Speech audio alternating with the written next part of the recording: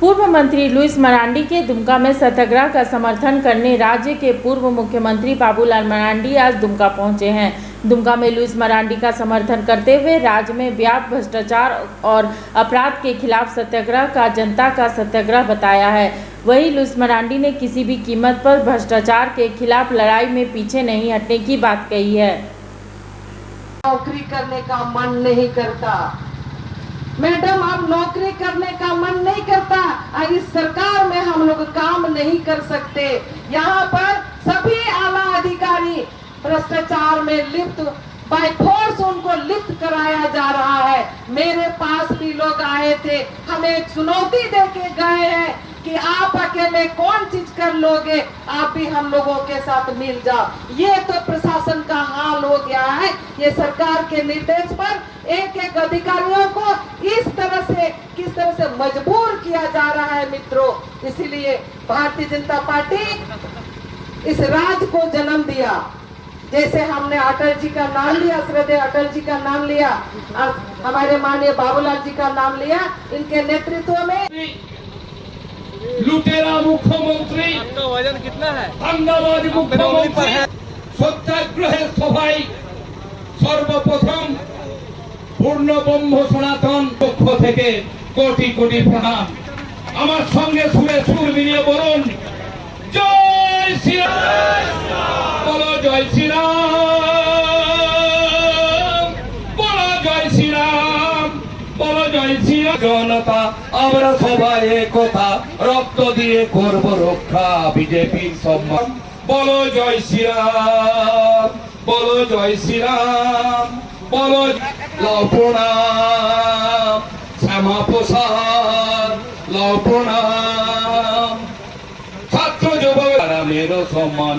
বলো জয় শ্রীরাম, বলো জয় শ্রীরাম, জয় শ্রীরাম। চিৎকার করছি নিকম্মা সরকার, যে চোরের ছেলে কি হবে? সে তো চোরই না হবে, না ধর্মপুত্র যুধিষ্ঠির হবে। আর একজন চোর, আপনি হয়তো স্টেশনে ব্যাগটা রেখে বাথরুমে গিয়েছেন, আপনার ব্যাগটা নিয়ে চলে যায়, কিংবা আপনার মানি ব্যাগটা বেরিয়ে আছে, সেই মানি ব্যাগটা একটা বড় প্রকল্প চিন্তা ভাবনা করে, তখন তারা দোকানে চুরি, প্রকাশ্য রাজপথে চুরি ছিনতাই। इसीलिए सभी कार्यक्रम से हमारे लोग, हर वर्ग के लोग इस सत्याग्रह को समर्थन दे रहे हैं। चाहे वो आदिवासी समाज के हो, चाहे दलित समाज के हो, चाहे हमारे सामान्य लोग हो, हर लोग यहाँ पर हम सभी लोगों को समर्थन दे रहे हैं। इसका मतलब यह है कि इस सरकार से के कामकाज से और इनका नीति से राज्य के लोग उब चुके हैं और अपने आप को ठगा सा महसूस कर रहे हैं। जिस लोग लुभावन वादा के साथ हेमंत सोरेन जी सरकार पर बैठे, वैसे लोगों को आज उन्होंने हाशिए पर रख दिया। हम कहते हैं उन शिक्षकों का जो 20,000 करीब हमारे शिक्षक थे, और उन लोगों को उनके गलत डिसीजन के करे या उनका नेग्लिजेंसी के चलते आज उनको नौकरी से बाहर होना पड़ा मित्रों। और कोई 5वां क्लास पास वाला व्यक्ति नहीं था, कोई 8 क्लास वाला व्यक्ति पास वाला व्यक्ति नहीं था, वो ग्रेजुएट किया हुआ लड़का था, वो पोस्ट ग्रेजुएट किया हुआ लड़का था, जो नौकरी करके साल भर नौकरी किया, 5 महीना नौकरी किया, 2 महीना नौकरी किया और उसके बाद उनको नौकरी से बेदखल कर दिया। आप सोच सकते हैं उनके परिवार के लोगों के साथ क्या होता है, उनको कैसे लग रहा है।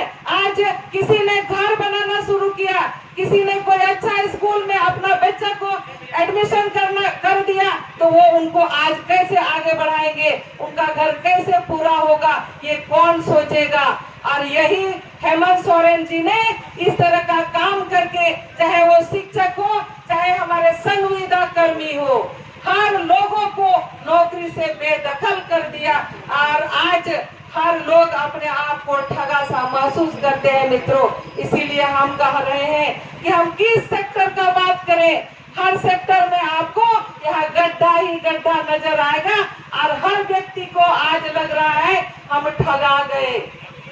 इसीलिए पिछले सरकार में जिन विकास का बात हम लोग करते हैं, इस राज का जो जन्मदाता श्रद्धेय अटल जी आज हम लोगों के बीच नहीं है।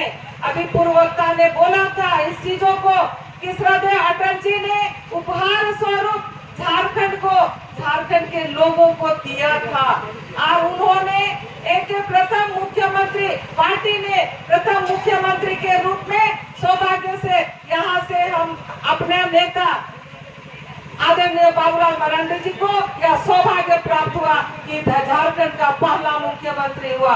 और अगर किसी ने विकास की पहला बीज बोया तो वो बाबूलाल मरांडी जी हैं, जो संताल परगना के लोग विकास देखने लगे।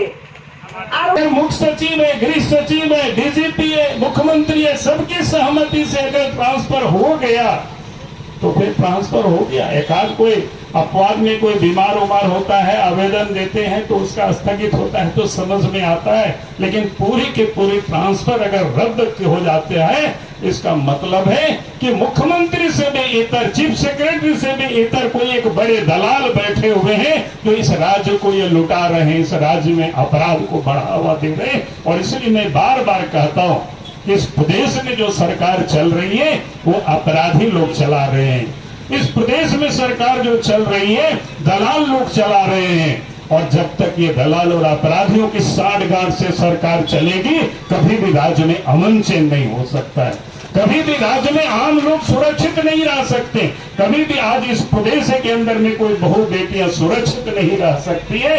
आज इस झारखंड प्रदेश की यही हालत है, चारों तरफ ये लूट पसी हुई। मैंने तो 2 दिन अभी आपने यहाँ पोस्टर लगे हुए हैं, धनबाद में जज की हत्या हुई, उससे पहले आप सब लोग देखें जादूगर पुलिस ऑफिसर की हत्या इसी संथाल परगना की धरती साहेबगंज में हुई। और उसके बाद क्या हुआ, फिर रांची में एक वकील की हत्या हुई। ये अभी तो तुरंत की घटना है। और हत्या के बाद, अभी जज की हत्या के बाद तो सुप्रीम कोर्ट तक ने संज्ञान लिया, तो राज्य के मुख्यमंत्री ने सीबीआई जांच के लिए अनुशंसा की। लेकिन अब जरा देखिए, एक जो आदिवासी पुलिस ऑफिसर की हत्या होती है साहेबगंज में, रूपा तिर्की की, साहेबगंज से लेकर के संथाल परगना से लेकर के झारखंड के सभी हिस्सों में लोगों ने आंदोलन किया, अभी भी लोग आंदोलन कर रहे हैं, आदिवासी समाज के लोग आंदोलन कर रहे हैं, और उनके परिवार के लोग भी मांग कर रहे हैं कि इसकी जांच सीबीआई से होनी चाहिए। लेकिन सरकार सीबीआई से जांच करने को तैयार नहीं। जरा देखिए, उनकी हत्या का यहां तस्वीर ही आप बता रही है तो उनकी हत्या हुई है, हत्या करके टांग दी गई है, किस प्रकार से वो सब देख सकते हैं। लेकिन चूंकि उस हत्या में जिसका नाम आया था, उनके मां जब वहां गए हुए थे, उन्होंने नाम लिख करके दिया था कि हेमंत सोरेन के जो एक पीए है, प्रतिनिधि है, विधायक प्रतिनिधि, उनका नाम दिया था, जेएमएम के लीडर है, उनका एफआईआर में नाम तक लोगों ने दर्ज नहीं किया। कानून क्या कहता है, अगर किसी ने लीक करके दिया तो वहां एफआईआर में पहले तो लॉज होगी और इसके बाद जांच करके हटाता तो समझते, लेकिन उस काम को भी लोगों ने नहीं किया। तो आप समझ सकते हो कितनी ताकतवर है अपराधी, और आज कैसे लोगों को न्याय मिल सकता है। नेताओं को अलर्ट होने की आवश्यकता है। वो क्या बोल, जब टूटती है आस, जब थकती है सांस, जब रूठते हैं अपने, मुंह मोड़ता है जमाना, जब अंगड़ाई लेता है संकल्प, फिर बनती है कहानी, बनते हैं अनमिट निशान। देखिए मेरे साथ संघर्ष की दास्तान।